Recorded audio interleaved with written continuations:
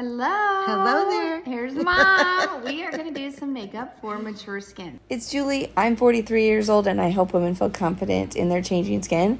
Here's my mama. She is 65 and she can do this makeup. Everyone says I make it look easy. Well, here we go. It truly, truly is.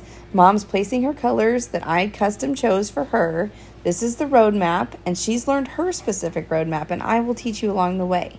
She's going to blend those colors out and have a fabulous, simple, beautiful look that she loves. Watch for the bloopers.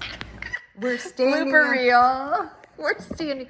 We're using one of my leprechauns. It's our phone stand today. Yes. Some very questions for mature skin makeup, which is more mature than mine because I know that I'm 43 and Mom is 65. If you have questions, though, this is perfect because we get to have fun and we can all learn together. So drop your questions or tell us what you want to see. There Just we tell go. us. There we go. And- there's Mom's. And I didn't take a before picture. And it's I should have.